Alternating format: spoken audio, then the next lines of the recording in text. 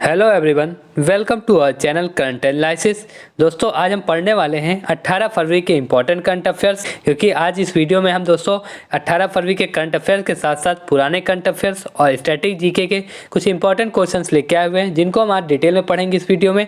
तो दोस्तों इस वीडियो को आप एंड तक देखिएगा। अगर आप किसी भी एग्जाम की तैयारी करते हैं तो दोस्तों यह वीडियो आप सभी के लिए काफ़ी ज़्यादा इंपॉर्टेंट होने वाली है।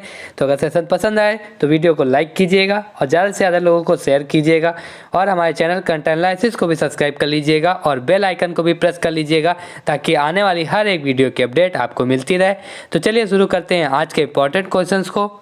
तो दोस्तों आज का पहला प्रश्न है कि हाल ही में किसे business standard banker of the year 2020-21 के लिए चुना गया है। तो इसका सही उत्तर हो जाएगा ऑप्शन ए, संदीप बख्शी जी। दोस्तों बात करें संदीप बख्शी, इन्हें business standard banker of the year 2020-21 के लिए चुना गया है। अगर दोस्तों बात करें ये किसके द्वारा चुने गए हैं विजेता, तो आइए डिटेल में जानते हैं इस क्वेश्चन का। तो दोस्तों अगर बात करें संदीप बख्शी की, तो दोस्तों याद रखिएगा संदीप बख्शी जी ICICI बैंक के MD और CEO हैं। याद रखिएगा, काफ़ी ज़्यादा इंपॉर्टेंट पॉइंट हो जाता है अगर संदीप जी बख्शी जी के बारे में पूछता है एग्जाम में दोस्तों, तो ये ICICI बैंक के MD और CEO हो जाते हैं। और दोस्तों इन्हें किसके द्वारा विजेता चुना गया है, तो दोस्तों भारतीय रिजर्व बैंक के पूर्व डिप्टी गवर्नर जो कि SS मुंद्रा जी हो जाते हैं, इनकी अध्यक्षता में दोस्तों 5 सदस्यों की जूरी द्वारा इन्हें चुना गया है संदीप बख्शी को। दोस्तों याद रखिएगा। चलिए बढ़ते हैं नेक्स्ट क्वेश्चन की ओर। क्वेश्चन है कि हाल ही में किस देश ने G20 सचिवालय का गठन किया है। अगर बात करें G20 सचिवालय का गठन किस देश के द्वारा हाल ही में किया गया है, तो दोस्तों भारत के द्वारा G20 सचिवालय का गठन किया गया है। याद रखिएगा, काफ़ी ज़्यादा इंपॉर्टेंट क्वेश्चन ये भी हो जाता है, इसको भी मार्क कर लीजिएगा कि G20 सचिवालय का गठन किस देश के द्वारा किया गया है। तो दोस्तों भारत के द्वारा G20 सचिवालय का गठन किया गया है। अगर दोस्तों इस क्वेश्चन की और डिटेल में बात करें तो दोस्तों G20 का अध्यक्षता भारत करेगा, जो कि 1 दिसंबर 2022 से 30 नवंबर 2023 तक। याद रखिएगा 30 नवंबर 2023 तक G20 की अध्यक्षता भारत करेगा। और दोस्तों इसमें और बात करें तो G20 सचिवालय को प्रधानमंत्री की अध्यक्षता वाली, याद रखिएगा प्रधानमंत्री की अध्यक्षता वाली एक समिति द्वारा निर्देशित किया जाएगा, जिसमें दोस्तों वित्त मंत्री हमारी निर्मला सीतारमण जी हैं और गृह मंत्री अमित शाह जी रहेंगे, जिसके द्वारा निर्देशित किया जाएगा। और विदेश मंत्री S जयशंकर प्रसाद जी के द्वारा ये प्रधानमंत्री की अध्यक्षता में एक समिति बनी है, जिसमें ये सभी मंत्री लोग निर्देशित करेंगे G20 सचिवालय को। याद रखिएगा, ये भी काफ़ी ज़्यादा इंपॉर्टेंट पॉइंट्स हो जाता है, आपसे एग्जाम में ये भी पॉइंट से रिलेटेड क्वेश्चन पूछ सकता है। अगर दोस्तों अब बात करें G20 शिखर सम्मेलन की, तो दोस्तों याद रखिएगा G20 शिखर सम्मेलन जो कि 2023 का ये कौन सा संस्करण हो जाता है, तो दोस्तों ये 18वां संस्करण हो जाता है। ये काफ़ी ज़्यादा इंपॉर्टेंट हो जाता है पॉइंट आपके एग्जाम के पॉइंट ऑफ व्यू से कि G20 शिखर सम्मेलन 2023 में कौन सा संस्करण है। दोस्तों ये 18वां संस्करण हो जाता है, जो कि भारत में आयोजित किया जाएगा। याद रखिएगा, ये भी भारत में आयोजित किया जाएगा। अगर दोस्तों आपसे एग्जाम में 17वां संस्करण पूछता है, तो दोस्तों 2022 में 17वां संस्करण हुआ था। याद रखिएगा 2022 में 17वां संस्करण था। अगर पूछता है कहाँ पे आयोजित किया गया था, दोस्तों वो बाली इंडोनेशिया में आयोजित किया गया था। ये भी काफ़ी ज़्यादा इंपॉर्टेंट हो जाता है। याद रखिएगा 2022 का 17वां संस्करण G20 शिखर सम्मेलन का कहाँ आयोजित किया गया, तो दोस्तों बाली इंडोनेशिया में। और दोस्तों आपसे 16वां भी पूछ सकता है, तो दोस्तों 16वां 2021 में हुआ था संस्करण, जो कि रोम इटली में हुआ था, आयोजित किया गया था। याद रखिएगा, काफ़ी ज़्यादा इंपॉर्टेंट हो जाते हैं सभी क्वेश्चन। तो चलिए बढ़ते हैं नेक्स्ट क्वेश्चन की ओर। दोस्तों नेक्स्ट क्वेश्चन है कि मैं एग्री इन्फिनिटी कार्यक्रम की शुरुआत किस बैंक के द्वारा की गई है। तो दोस्तों अगर बात करें एग्री इन्फिनिटी कार्यक्रम की, तो यह यस बैंक के द्वारा शुरुआत की गई है।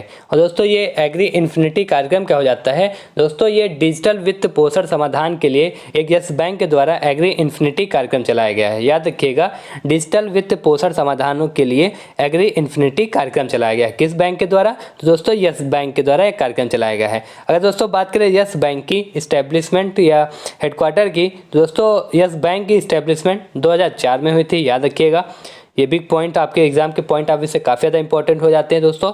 अगर बात करें यस बैंक के इस्टेब्लिशमेंट की, तो दोस्तों 2004 में यस बैंक की इस्टेब्लिशमेंट हुई थी। अगर हेडक्वार्टर या मुख्यालय पूछता है आपसे, दोस्तों इसका मुख्यालय मुंबई महाराष्ट्र में हो जाता है। और CEO की बात करें प्रेजेंट टाइम में यस बैंक के CEO कौन हो जाते हैं, दोस्तों प्रशांत कुमार, ये यस बैंक के CEO हैं। और दोस्तों यस बैंक की टैगलाइन भी आपके एग्जाम में कई बार पूछी जा चुकी है, तो ये भी इंपॉर्टेंट हो जाता है, इसको भी मार्क कर लीजिएगा। टैगलाइन अगर पूछता है यस बैंक की क्या है, तो दोस्तों एक्सपीरियंस अवर एक्सपर्टीज, ये टैगलाइन हो जाती है यस बैंक की। चलिए देखते हैं नेक्स्ट क्वेश्चन। नेक्स्ट क्वेश्चन है कि तंबाकू छोड़ो ऐप किसके द्वारा लॉन्च किया गया। अगर बात करें तंबाकू छोड़ो ऐप या किसके द्वारा लॉन्च किया गया है तो यह वर्ल्ड हेल्थ ऑर्गेनाइजेशन के द्वारा तंबाकू छोड़ो ऐप लॉन्च किया गया है। अगर दोस्तों WHO की बात करें तो इसकी इस्टेब्लिशमेंट 1948 में हुई थी। याद रखिएगा, काफ़ी ज़्यादा इंपॉर्टेंट हो जाता है ये कि WHO की इस्टेब्लिशमेंट अगर एग्जाम में पूछता है दोस्तों तो इसकी इस्टेब्लिशमेंट 1948 में हुई थी। अगर हेडक्वार्टर की बात करें WHO के तो इसका हेडक्वार्टर जिनेवा स्विट्जरलैंड हो जाता है। और DG प्रेजेंट टाइम में इसके डायरेक्टर जनरल कौन है WHO के, तो Tedros Adhanom WHO world health organisation के प्रेजेंट टाइम में डायरेक्टर जनरल हो जाते हैं। अगर दोस्तों बात करें WTO की तो इसकी इस्टेब्लिशमेंट WTO की दोस्तों 1995 में हुई थी। याद रखिएगा, WTO की इस्टेब्लिशमेंट 1995 में। और इस दोस्तों इसका भी हेडक्वार्टर जिनेवा स्विट्जरलैंड में हो जाता है। और अगर प्रेजेंट टाइम में डायरेक्टर जनरल की बात करें WTO वर्ल्ड ट्रेड ऑर्गेनाइजेशन के तो दोस्तों नगोंजी ओकोंजो इवेला प्रेजेंट टाइम में WTO की डायरेक्टर जनरल हो जाती हैं। अगर दोस्तों बात करें इफ़को की तो दोस्तों इफ़को की इस्टेब्लिशमेंट हुई थी 1967 में। याद रखिएगा, ये भी 1967 में इफ़को की इस्टेब्लिशमेंट हुई थी। अगर दोस्तों हेडक्वार्टर की बात करें इफ़को के तो इसका हेडक्वार्टर न्यू दिल्ली में हो जाता है। और प्रेजेंट टाइम में इसके चेयरमैन दिलीप संघाई जी हो जाते हैं। याद रखिएगा, दिलीप संघाई जी इफ़को के प्रेजेंट टाइम में चेयरमैन हो जाते हैं। अगर दोस्तों इंटरनेशनल मॉनेटरी फंड की बात करें तो इसकी इस्टेब्लिशमेंट 1944 में हुई थी। याद रखिएगा, ये भी काफ़ी ज़्यादा इंपॉर्टेंट हो जाता है। IMF इंटरनेशनल मॉनेटरी फंड, तो दोस्तों इसकी इस्टेब्लिशमेंट 1994 में हुई थी। अगर बात करें IMF के हेडक्वार्टर की तो इसका headquarter Bretton Woods United states में हो जाता है। याद रखिएगा, अगर प्रेजेंट टाइम में इसके चेयरमैन की बात करें IMF की दोस्तों क्रिस्टलिना जॉर्जिया प्रेजेंट टाइम में IMF की चेयरमैन हो जाती हैं। ये सभी काफ़ी ज़्यादा इंपॉर्टेंट हो जाते हैं दोस्तों, तो इसको नोट कर लीजिएगा। और दोस्तों सेशन पसंद आ रहा तो वीडियो को ज़्यादा से ज़्यादा लाइक कीजिएगा और लोगों में शेयर भी कीजिएगा। तो चलिए देखते हैं नेक्स्ट क्वेश्चन। दोस्तों नेक्स्ट क्वेश्चन है कि मेदाराम जतारा महोत्सव 2022 हाल ही में किस राज्य में मनाया गया। अगर बात करें मेदाराम जतारा महोत्सव 2022 यह किस राज्य में मनाया गया है तो दोस्तों यह उत्सव तेलंगाना राज्य में मनाया गया है। याद रखिएगा, ये तेलंगाना राज्य में मनाया गया है मेदाराम जतारा महोत्सव। अगर दोस्तों इसमें और डिटेल की बात करें दोस्तों यह उत्सव 16 फरवरी से 19 फरवरी तक आयोजित किया जाएगा। याद रखिएगा, ये जो मेदारा जतारा महोत्सव है ये 16 फरवरी से 19 फरवरी तक आयोजित किया जाएगा। और दोस्तों ये भारत का दूसरा सबसे बड़ा मेला है। याद रखिएगा, मेदाराम जतारा ये भारत का दूसरा सबसे बड़ा मेला है। कुंभ मेले के बाद इसी का नंबर आता है भारत के दूसरे सबसे बड़े मेले में। ये भी काफ़ी ज़्यादा इंपॉर्टेंट पॉइंट हो जाता है। अगर आपसे एग्जाम में डायरेक्ट इसी से क्वेश्चन पूछता है कि भारत का दूसरा सबसे बड़ा मेला कौन सा है तो दोस्तों याद रखिएगा मेदाराम जतारा महोत्सव मेला। अगर दोस्तों बात करें इस महोत्सव की तो इसमें देवी समक्का और सल्लम्मा, याद रखिएगा ये देवी समक्का और सल्लम्मा के सम्मान में आयोजित किया जाता महोत्सव। याद रखिएगा, ये भी काफ़ी ज़्यादा इंपॉर्टेंट पॉइंट्स हो जाते हैं। अगर दोस्तों बात करें ये किसके द्वारा किसके सहयोग से आयोजित किया गया महोत्सव तो दोस्तों ये तेलंगाना की कोया जनजाति हो जाती है। याद रखिएगा, कोया जनजाति जो कि तेलंगाना की है, ये तेलंगाना की कोया जनजाति हो जाती है। और दोस्तों तेलंगाना सरकार के सहयोग से यह महोत्सव हुआ है। याद रखिएगा, ये तेलंगाना सरकार के सहयोग से और कोया जनजाति के सहयोग से महोत्सव मनाया जाता है।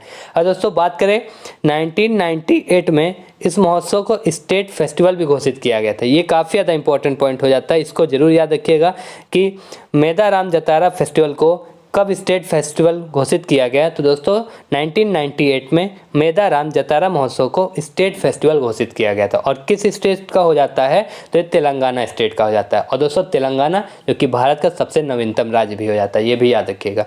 चलिए बढ़ते हैं नेक्स्ट क्वेश्चन की ओर। नेक्स्ट क्वेश्चन है कि हाल ही में वित्त रिपोर्टिंग में उत्कृष्टता के लिए ICAI अवार्ड किसे दिया गया।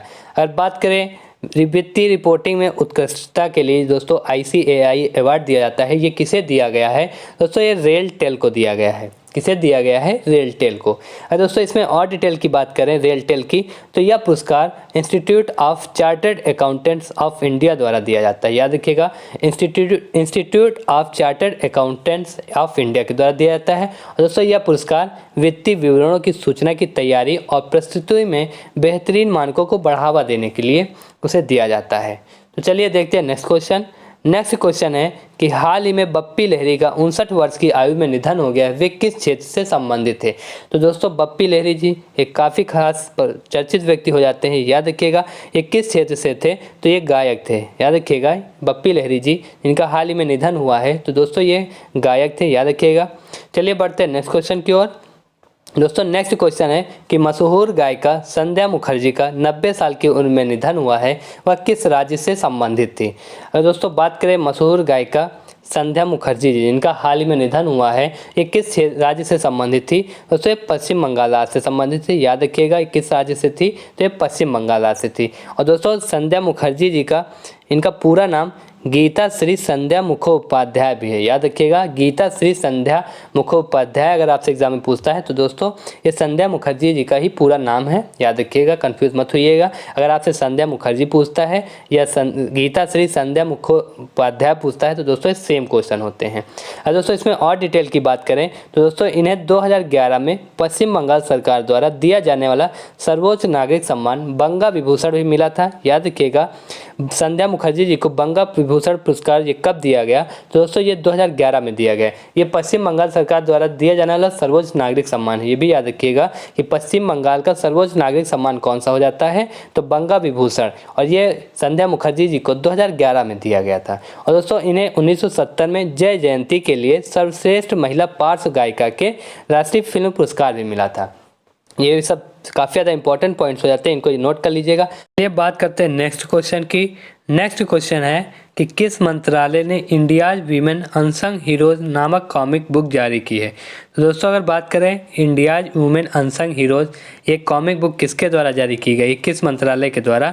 तो संस्कृति मंत्रालय के द्वारा ये कॉमिक बुक जारी की गई है।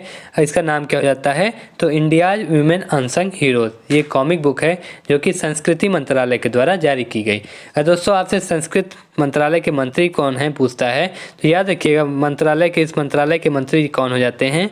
जी किशन रेड्डी, याद रखिएगा। जी किशन रेड्डी ये संस्कृत मंत्री हो जाते हैं, जी किशन रेड्डी जी। तो चलिए बढ़ते हैं नेक्स्ट क्वेश्चन की ओर। दोस्तों नेक्स्ट क्वेश्चन है कि हाल ही में किस देश ने अपना नाम बदला है? तो दोस्तों हाल ही में किस देश ने अपना नाम बदला है? दोस्तों तुर्की ने अपना नाम बदला है, याद रखिएगा।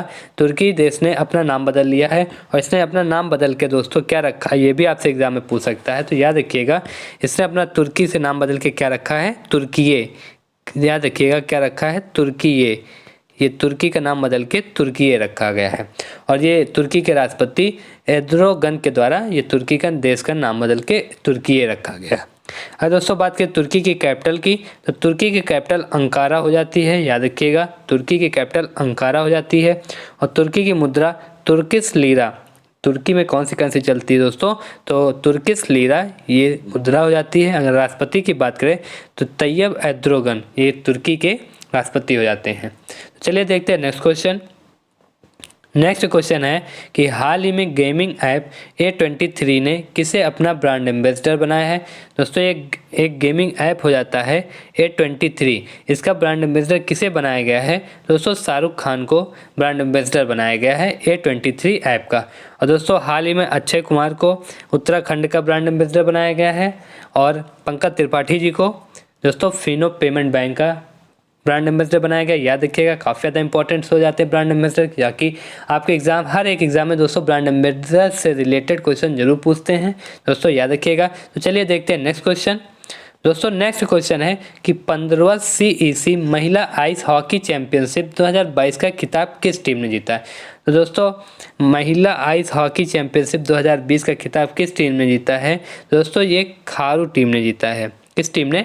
खारू ने। और दोस्तों आपसे उपविजेता पूछा तो ये भी याद रखिएगा, लालोक टीम ये उपविजेता थी। और विनर कौन सी टीम थी महिला आइस हॉकी चैंपियनशिप की? तो खारू टीम थी। और दोस्तों इसका आयोजन पूछता आपसे कहाँ पे किया जा रहा था? तो याद रखिएगा इसका आयोजन लेह लद्दाख में किया जा रहा था, महिला आइस हॉकी चैंपियनशिप, जो कि 15वां संस्करण था, ये भी याद रखिएगा। दोस्तों चलिए बढ़ते हैं नेक्स्ट क्वेश्चन की ओर। नेक्स्ट क्वेश्चन है कि हाल ही में भारत में टिप्स के लिए ट्विटर ने किसके साथ समझौता किया है?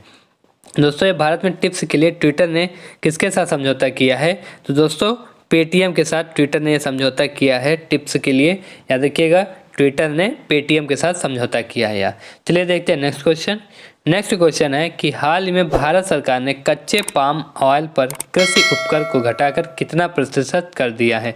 और दोस्तों बात करें पाम ऑयल पर सरकार ने कितने परसेंट घटाकर कर दिया है, तो दोस्तों याद रखिएगा 5% कर दिया है। जो कृषि उपकर घटा के कितना किया है, तो दोस्तों 5%। और दोस्तों आपसे पूछसे पहले कितना था, तो याद रखिएगा जो कि पहले 7.5% था, कितना 7.5% था, जिसे घटाकर अब कितना कर दिया है 5%। तो दोस्तों ये थे आज 18 फरवरी के important current affairs. Comment section में बताइएगा ये वीडियो आपको कैसी लगी। अगर सेशन पसंद आया हो तो वीडियो को ज़्यादा से ज़्यादा लाइक कीजिएगा और ज़्यादा से ज़्यादा लोगों को शेयर भी कीजिएगा। और हमारे चैनल कंटेंट एनालिसिस को भी सब्सक्राइब कर लीजिएगा और बेल आइकन को भी प्रेस कर लीजिएगा ताकि आने वाली हर एक वीडियो की अपडेट आपको मिलती रहे। तो चलिए मिलते हैं अगली वीडियो में, तब तक के लिए नमस्कार।